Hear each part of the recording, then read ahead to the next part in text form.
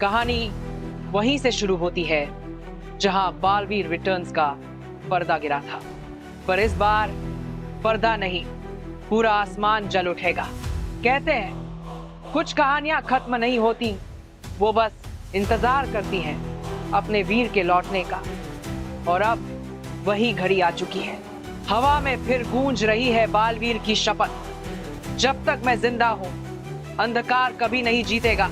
लेकिन इस बार अंधकार भी पहले से कई गुना शक्तिशाली है, क्योंकि लौट रही है वो शक्ति जिसने कभी वीरलोक को झुका दिया था, तिम्नासा। हाँ, वही तिम्नासा जिसका नाम सुनते ही आसमान काला पड़ जाता है और धरती कांप उठती है। अब तिम्नासा के साथ साथ परछाइयों की एक नई सेना तैयार हो रही है, ऐसी शक्तियां जो ना किसी लोक की है ना किसी नियम की।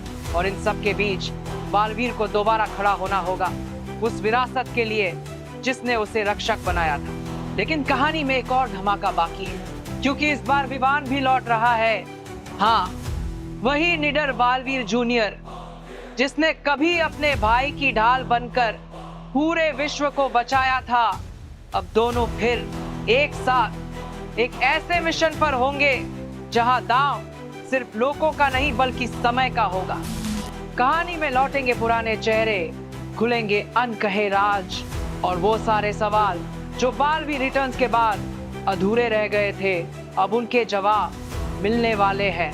क्योंकि ये सिर्फ एक सीजन नहीं, ये है Baalveer the return of light, जहां पुरानी कहानी का हर अधूरा अध्याय अब एक नए युद्ध में तब्दील होगा। तैयार हो जाइए, क्योंकि अब आसमान में फिर से गूंजेगा वो नाम, बालवीर इज बैक।